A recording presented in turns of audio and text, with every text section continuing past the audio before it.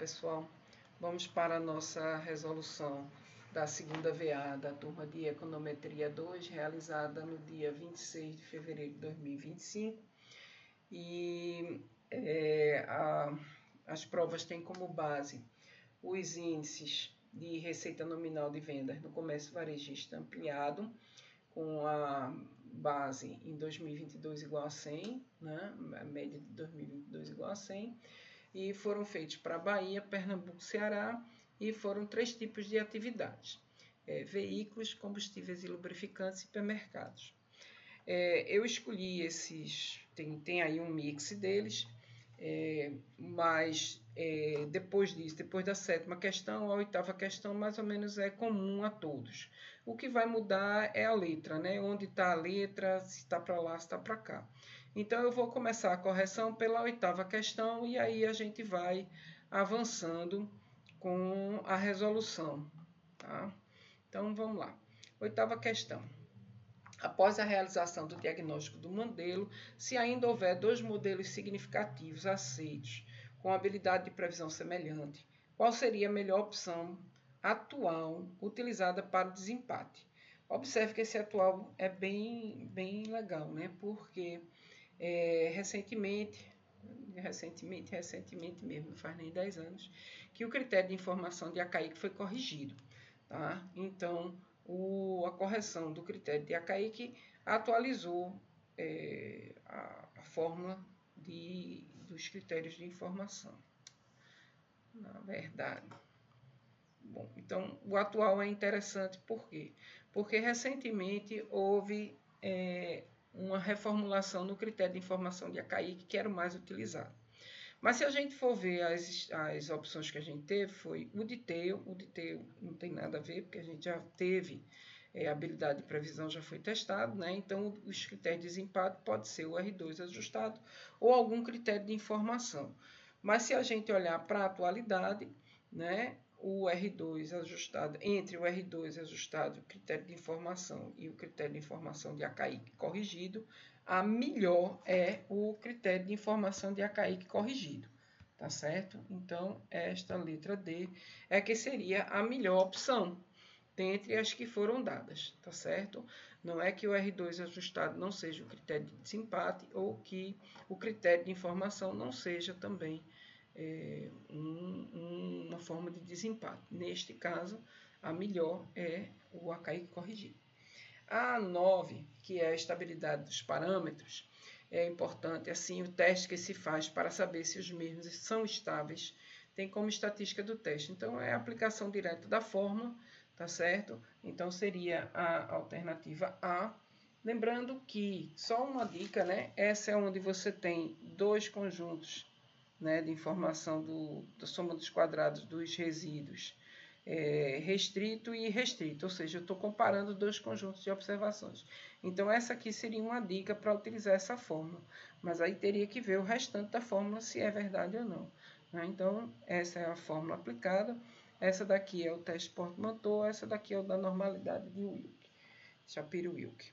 Então, a 9 seria a letra A. A letra 10, a questão 10 é uma continuação da questão 8, só que já foram aplicados os critérios de informação, então tudo que envolver critério de informação não pode ser mais utilizado, nem esse, não é? E o menor R2 ajustado não, que a gente quer que se fosse, seria o R2 ajustado maior, né? E não menor. Então, parcimônia entra em cena, modelo mais simples, tá certo? O 11...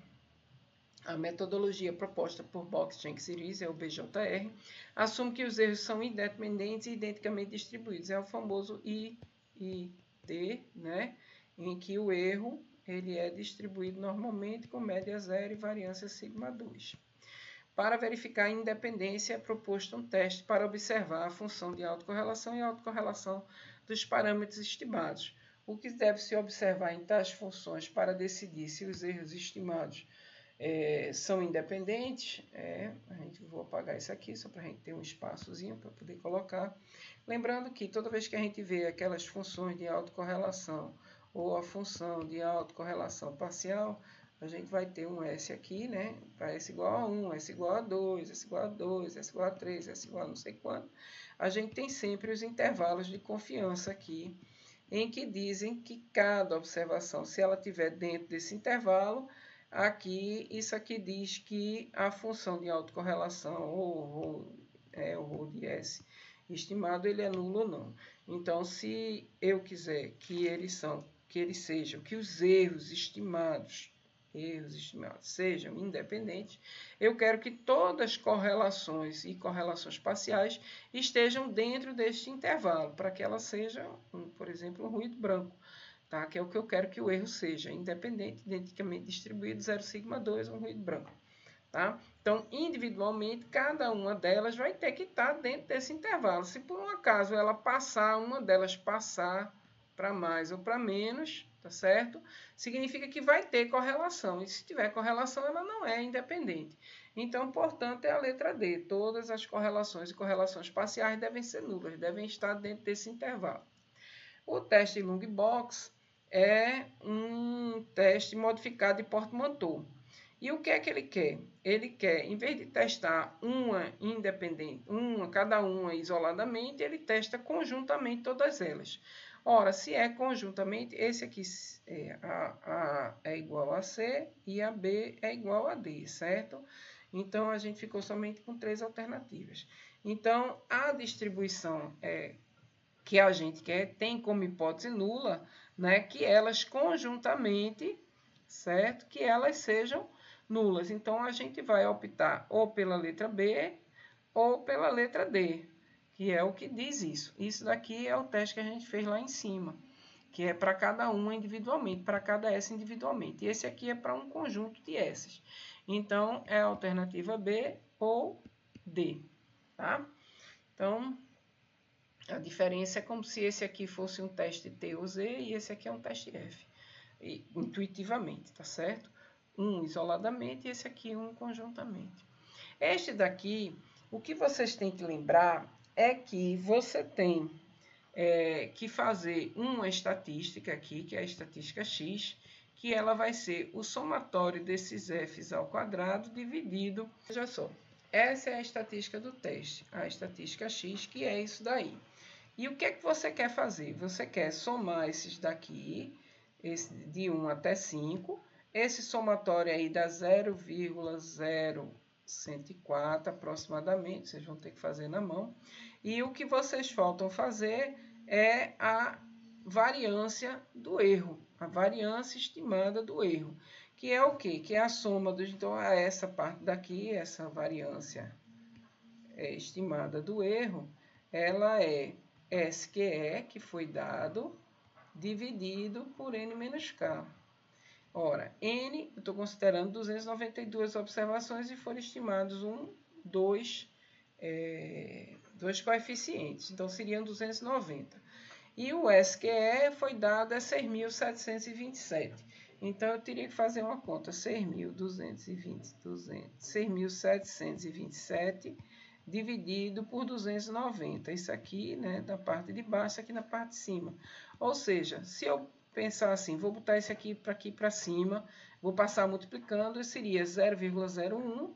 Vamos botar aí por 300, daria 3 e alguma coisa, 3, alguma coisa, dividido por 6.000, né, isso aqui tudinho dividido por 6.700 e alguma coisa. Isto daí dá muito pequeno, né? Porque 3 dividido por 1.000 já dá uma coisa pequena. Imagine mais ou menos 3 dividido por 6.000. Então, isto daqui dá um número, dá uma estatística de teste muito pequena. Essa estatística de teste, com certeza, ela vai ser menor do que 7,8. Ora, se ela vai ser menor do que 7,8, então eu vou aceitar a hipótese nula porque ela vai estar dentro desse intervalo, tá certo? Incluindo essa 13ª, a gente vai dizer que ela é verdadeira, tá certo? Ele é um bom previsor, porque a estatística limite é superior à estatística do teste, que é esse nosso X daqui, que é a estatística do teste, que dá um número muito pequeno. Então, vamos lá. Normalidade dos erros. É importante, porque se não houver normalidade dos erros... Deixa eu só apagar isso aqui, ficou em cima, né? porque se não houver normalidade, haverá viés. Não haverá viés. Então, se não houver normalidade, haverá viés. Então, não é que não haverá, haverá viés. E todos os testes realizados serão válidos. Não, mentira, eles não serão válidos. Porque se tem viés, vai levar esse viés também para os demais testes. Então, a 14ª, é importante que haja normalidade, porque eu assumo normalidade dos erros, porque se o erro não for normal, se tiver outra distribuição, tem viés. Então, isso aqui eu não posso aceitar, né? É falso. A causalidade mede a relação entre duas variáveis de forma que o valor presente de uma influenciará o valor futuro da outra. Isso é uma das formas de causalidade. Na verdade, a gente tem que ver o tempo, né, e a reciprocidade. Então, a gente tem que pensar assim, em que tempo uma influencia a outra e vice-versa, e se é hoje influenciando o futuro, se ela vê ao mesmo tempo, instantaneamente. Então, se eu for cruzar essas informações, eu vou ter 4 tipos de causalidade, e não apenas uma. Então, essa daqui é uma alternativa falsa. A 16ª questão, a cointegração é uma combinação entre duas ou mais variáveis estacionárias? Não, eu quero não estacionalidade, que mantém uma relação de equilíbrio de longo prazo. Na verdade, duas ou mais variáveis têm que ser não estacionárias e de mesma ordem de integração, e aí sim elas mantêm um equilíbrio de longo prazo que resulta num vetor nulo, tá certo? Então, esse aqui está falso porque está incompleto. São variáveis não estacionárias em mesma ordem de cointegração. A 17ª. Na estimativa do modelo ARMA desse tipo, pode-se afirmar que a função de autocorrelação decresce drasticamente a zero depois de 2 defasagens. Observe que, pelo princípio de Wald, né, se você tem a presença de uma parte autorregressiva, certo? A função de autocorrelação ela não vai decrescer a zero instantaneamente. Ela vai se manter lá por cima. Então, basta que a função de autocorrelação ela vai se manter próxima de 1. Agora, se você tem um modelo ARMA, né, ele vai tentar diminuir isso mais rapidamente. Neste caso, ele vai decrescer, né, não vai decrescer a zero, mas ele vai decrescer. O zero vai chegar lá, sei lá, com 30, com 35, com S igual a 30, S igual a 35, mas pelo princípio de Wald, isso aqui, né, o teorema de Wald, isso aqui não vai acontecer, porque a função de autocorrelação ela não vai decrescer a zero tão rapidamente.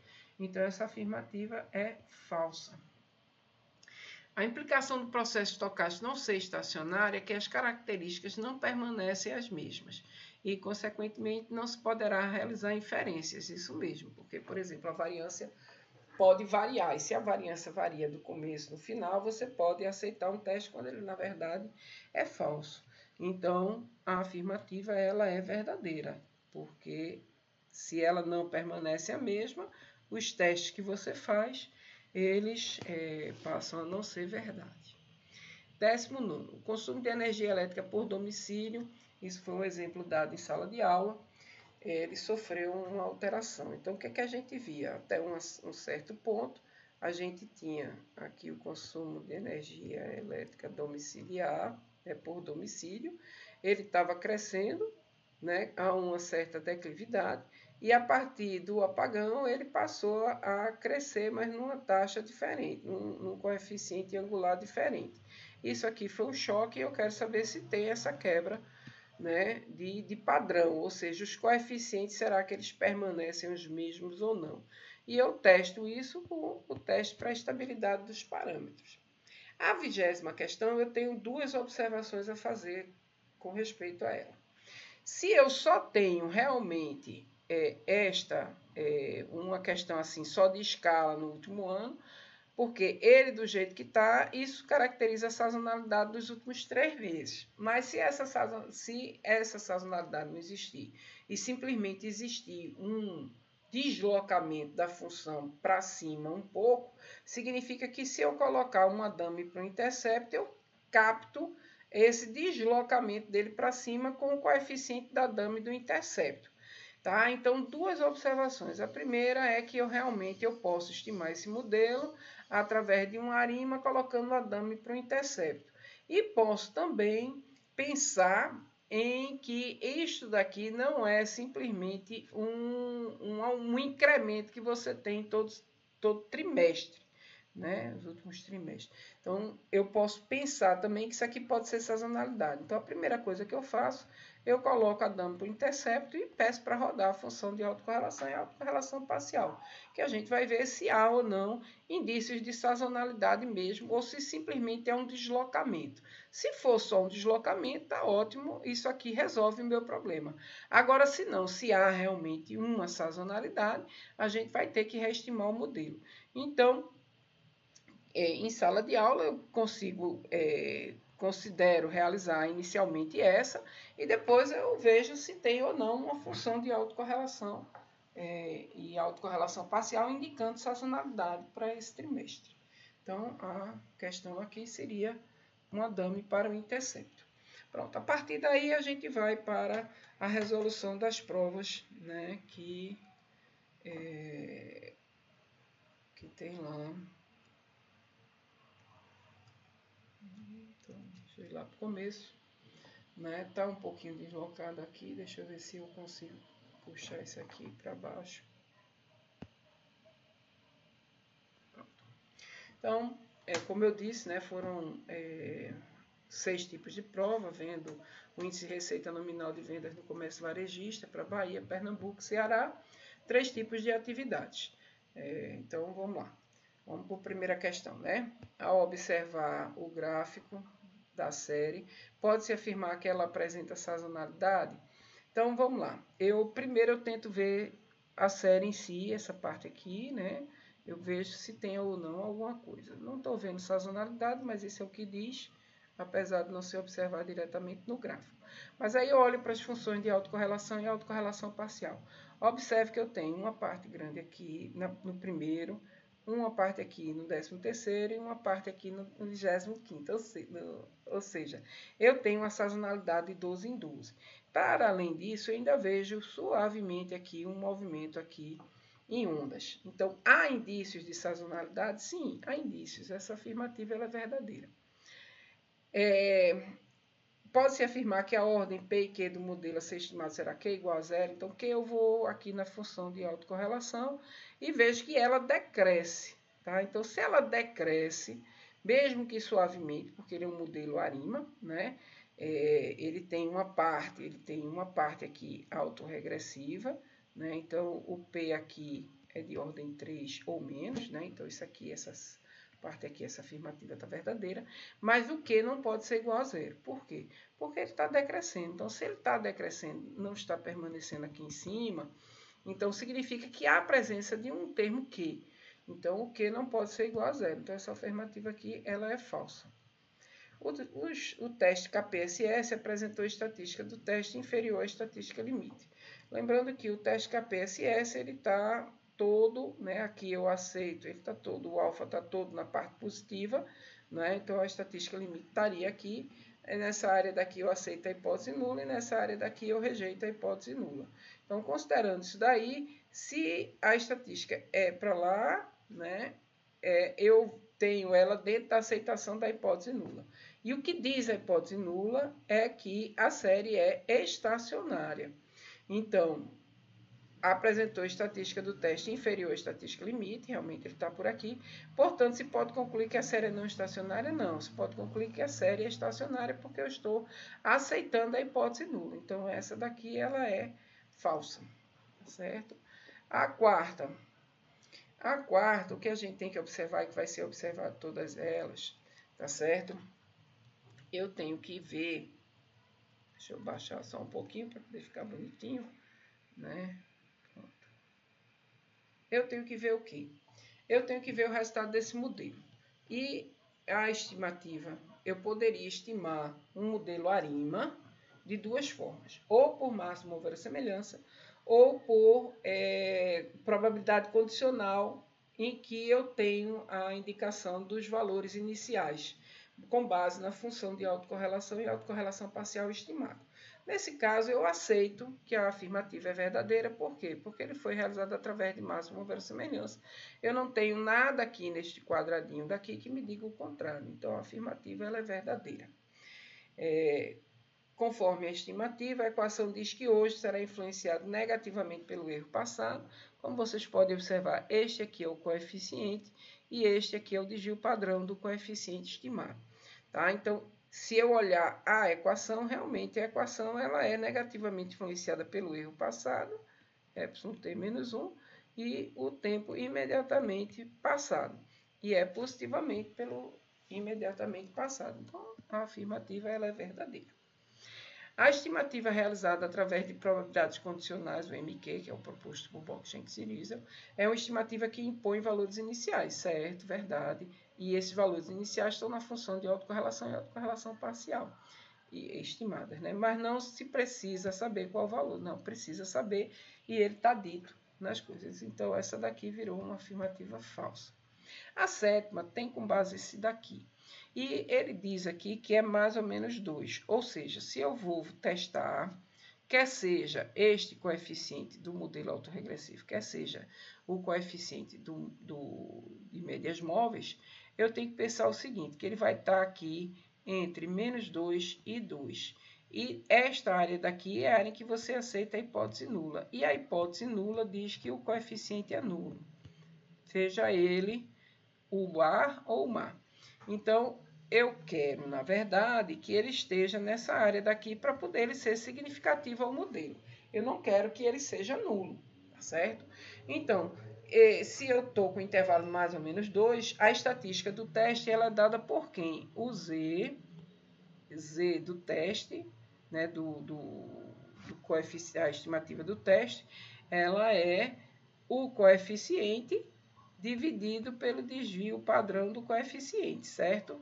Então, se isso é verdade, eu vou pegar 0,1876 dividido por 0,0858. Então, se eu pegar 1 dividido por outro, ele tem que estar ou inferior a menos 2 ou superior a 2, para que eu possa dizer que os parâmetros são aceitos como significativos, ou seja, que eu rejeite a hipótese nula. Então, se eu pegar 18 e dividir por 8, dá mais do que 2. Então, se dá mais do que 2, realmente está aqui, esse parâmetro rejeitou a hipótese nula, que diz que o coeficiente é nulo. Então, ele rejeita essa alternativa. E se eu pegar 70 e dividir menos 70 e dividir por 5, vai dar menos alguma coisa muito menor do que menos 2. Então, eu também vou rejeitar. Então, daqui por diante, eu só vou observar se ele é maior ou menor do que 2. Salvaguardo se ele for uma estatística diferente de 2 ali, do limite. Então, realmente, eles são significativos, a alternativa é verdadeira. Eu agora vou passar para o outro tipo de prova, em que vê Ceará, veículos, e vou ver que ele tem... se ele tem ou não sazonalidade, né? Então, eu vou olhar principalmente para a função de autocorrelação parcial e vou ver que ele tem aqui, mas ele não tem aqui. Então, se ele não tem na terceira, eu não posso dizer que há indícios de sazonalidade e a afirmativa ela passa a ser falsa. Este daqui, como eu disse, né? O Q está diminuindo. Então, se está diminuindo, ele pode ser 1. E ele pode ser 3, por quê? Porque 3 aqui se destacam, estão acima de 0. Então, todas as duas são verdadeiras. Eu vou considerar esta resposta como verdadeira. Lembrando do teste KPSS, né? Eu tenho a estatística limite, vai estar no lado positivo, todo alfa vai estar do lado de cá, a série vai estar do lado de cá. Aqui é a região de aceitação da hipótese nula, e a hipótese nula diz que ele é estacionário, e aqui estaria na rejeição da hipótese nula. A estatística limite aqui, quando ela é superior, significa que ele está nesta área daqui, de rejeição da hipótese nula. Então, eu posso concluir que a série é não estacionária, né? Então, essa alternativa daqui ela é verdadeira, porque eu rejeito a hipótese nula. E se eu rejeito a hipótese nula, eu rejeito a hipótese dela ser estacionária. Então, eu digo que posso concluir que a série é não estacionária, afirmativa verdadeira. O quarto, então, estou com o modelo ARIMA, né? A estimativa foi máxima verossemelhança, verdadeira. Hoje será influenciado positivamente pelo erro passado, mentira, que ele é negativo aqui. Então, a afirmativa ela é falsa. O sexto, a estimativa realizada por probabilidades condicionais é uma estimativa que impõe os valores iniciais, os valores são obtidos nas funções de autocorrelação e autocorrelação parcial. Verdadeiro, já vinha dizendo isso há algum tempo. Para a sétima, o que a gente tem que fazer? A mesma coisa que o outro. 18 dividido por 85. Não, desculpe, 18,76 dividido por 8,58. Então, isso daqui eu rejeito a hipótese nula e aqui também rejeita a hipótese nula. Então, ambos os parâmetros são aceitos como significativos, é verdadeiro. Vamos para outra prova, outro tipo de prova que eu estou vendo Pernambuco, combustíveis e lubrificantes. E aí eu vou para cá. Eu tenho sazonalidade aqui, tenho sazonalidade, né? Mas não tenho sazonalidade aqui. Então, portanto, a afirmativa é falsa. Certo? Eu não vejo sazonalidade. Ainda, ao observar o gráfico, não vejo indícios de sazonalidade. Você pode afirmar que a ordem P e Q do modelo a ser estimado, eu tinha corrigido isso em sala de aula, isso aqui é 0. Estimado será menor ou igual a 1, né? Realmente ela está diminuindo, eu tenho uma diminuição aqui, então isso aqui é verdadeiro. Isso aqui também é verdadeiro, porque eu só tenho 1 maior do que 0, então a afirmativa é verdadeira. Lembrando agora o teste de Dickfuller, o teste está todo aqui em menos, na parte negativa, o menos está por lado de cá. Então, se eu colocar aqui, essa é a área de aceitação da hipótese nula e a área de rejeição da hipótese nula. Lembrando que a hipótese nula é presença de raiz unitária.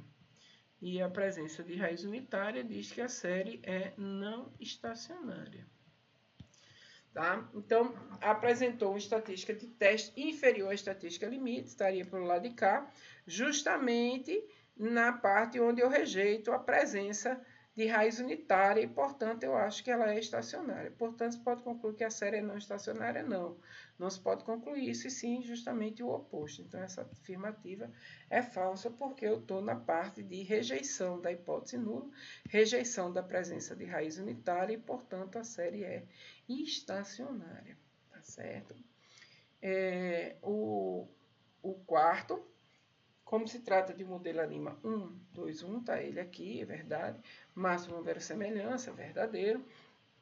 Conforme a estimativa, hoje será influenciado negativamente, tá aqui, pelo erro passado, e positivamente pelo outro, mentira. Então, essa afirmativa daqui é falsa. Lembrando também que os sinais daí, desses coeficientes, estariam ligados à teoria econômica, e a gente teria que falar um pouquinho sobre a teoria econômica do índice de combustível, né? O quanto o hoje influencia, quanto o passado influencia hoje e quanto o erro influencia hoje também. Tá? Mas vamos para cá. A estimativa é realizada a probabilidades condicionais, mas não precisa saber qual o valor, não. Isso é mentira, né? Ele impõe valores iniciais da função de autocorrelação parcial estimada. Então, essa afirmativa ela é falsa. Na sétima, a gente vai fazer aquela mesma coisa. 40 dividido por 5 dá quase 8, né? Então, eu rejeito a hipótese nula. 94 dividido por 2 também vou rejeitar a hipótese nula dentro do intervalo de confiança de mais ou menos 2. Então, realmente, ambos os parâmetros são aceitos como significativos no modelo, porque eu rejeitei a hipótese nula que diz que eles são nulos. Vamos lá agora, Ceará e hipermercados. Eu tenho presença, eu tenho aqui, tenho aqui, tenho aqui. Então, a função de autocorrelação realmente ela dá indícios de sazonalidade e a afirmativa é verdadeira. Ora, olha que absurdo, o Q maior do que 1. tá? Então, o Q igual a 2, Q igual a 3. Então, apesar da gente ver que eles têm aqui, né, são significativos, né? Mas isso aqui acontece, essa cortina acontece pelo teorema de Wald, por causa da presença de pelo menos um autorregressivo faz com que a função de autocorrelação não decresça a zero de imediato, tá? Então, isso aqui, só essa parte aqui, para que ser 2, 3 ou 4, isso aqui já justifica ser falso. E a outra parte é essa, porque ele só vai até 3. 3 é não positivo. Então, isso aqui, em vez de 4, isso aqui é 3 e a afirmativa é falsa. O teste KPSS apresentou estatística de teste inferior à estatística limite, a gente já viu esse caso, e que aceita a hipótese nula, não é? Então, se aceita a hipótese nula, se conclui que a série é estacionária. Então, essa afirmativa está verdadeira. Agora, a gente vai para a estatística. Opa, peraí, calma. O modelo ARIMA 121, está aqui o modelo ARIMA 121, a estimativa foi realizada através dos mínimos quadrados ordinários. Mentira, não posso estimar. Eu só poderia estimar a partir dos mínimos quadrados ordinários se ele fosse somente autorregressivo. Como ele não é, ele é uma ARIMA, eu só posso estimar ou através de máxima verossimilhança ou através de probabilidade condicional. Então, portanto, essa afirmativa ela é falsa. Conforme a estimativa, a equação diz que hoje será influenciado negativamente pelo erro passado, está aqui, verdade, e positivamente pela imediata observação, mentira, porque ela aqui está negativa. Então, essa afirmativa daqui é falsa também. A estimativa realizada através de probabilidades condicionais é uma estimativa que não impõe, não. Ela impõe valores iniciais, a afirmativa é falsa. Aqui, de novo, a gente vai ver 40 dividido por 5, eu vou rejeitar a hipótese nula, e essa daqui também eu vou rejeitar a hipótese nula. Então, portanto, ambos os parâmetros são aceitos como significativos no modelo. Isso aqui é verdade, certo? Vamos para a outra prova, que é Pernambuco Veículos, certo? Então, vamos lá observar, pode afirmar que ela apresenta sazonalidade. Então, indícios de sazonalidade a gente tem aqui e aqui, mas não tem aqui, ele é nulo. Apesar da gente ver que ele pode ter um pouquinho de sazonalidade, mas aqui eu vou considerar errada porque na função de autocorrelação parcial, né, nessa daqui, né, eu não vejo a presença de sazonalidade. Então, a afirmativa é falsa. Vamos lá, Q ser menor do que 1, realmente eu vejo ele decrescendo, realmente a presença de pelo menos 1, e aqui são 2, 1 ou 1. Então, isso aqui virou verdadeiro. O KPSS apresentou estatística de teste inferior à estatística limite, isso é verdade, né? Então, se é verdade, eu aceito a hipótese nula, e a hipótese nula diz que ela é estacionária. Aceitei a hipótese nula, então isso aqui é verdade. Vamos para... Opa, deixa eu tirar isso aqui, né? Então, vamos lá, vamos andando para cá. Vamos mexer um pouquinho esse daqui. 4. Então, vamos lá, é um ARIMA 111, é verdade. Através de... na hora da prova, eu coloquei mínimos quadrados ordinários e coloquei no quadro que era MQO. Então, isso aqui, mínimos quadrados ordinários, como a gente viu, isso aqui é falso. Conforme a estimativa, a equação diz que hoje será influenciado negativamente pelo erro passado, tá certo? E positivamente pela imediata observação passada, isso aqui também está certo, então a afirmativa é verdadeira. A estimativa realizada através de probabilidades condicionais, aqui a gente já viu várias vezes, que é da função de autocorrelação, então isso aqui é falso.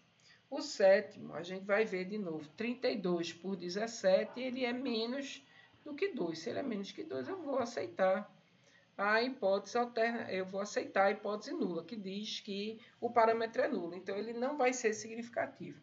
55, 14 dá quase 3, então essa daqui eu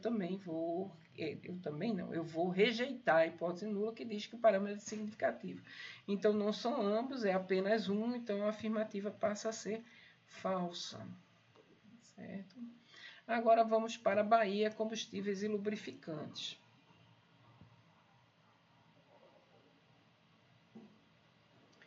Vamos lá. Bem, eu aqui já estou vendo dois absurdos, né? Que é isso aqui e isso aqui. Mas antes vamos ver se tem sazonalidade ou não. Como vocês podem observar, ela realmente tem sazonalidade. Então, a função de autocorrelação parcial dá indícios de sazonalidade, a afirmativa é verdadeira. A segunda, eu não posso ter o P 2, 3, 4, na verdade o P só vai até 1.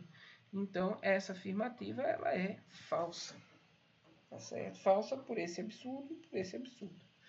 Tá? O teste KPSS apresentou a estatística do teste inferior à estatística limite, portanto eu aceito a hipótese nula, e a hipótese nula diz que a série é estacionária. Então essa afirmativa é verdadeira. Vamos lá. Como se trata de um modelo ARIMA 112, mentira, porque o ARIMA 121, tá certo? Então, esse aqui tá falso. Isso aqui não é 1, é 2. E mínimos quadrados ordinários, isso aqui também é falso. Então, errou por aqui e por aqui. Porque ele tem que ser por máximo verossemelhança ou por probabilidade condicional. Então, isso aí não dá. Conforme a estimativa, a equação diz que hoje será influenciado negativamente pelo erro passado e positivamente pela observação passada. Conforme essa estimativa, sim, isso aqui é verdade. A estimativa realizada de probabilidades condicionais é uma estimativa que impõe valores iniciais obtidos. Pronto, olha aqui, verdadeiro. Maravilha. O sétimo, vamos lá para o sétimo, eu tenho que dividir 0,04 por 0,05. Esse aqui eu vou aceitar a hipótese nula.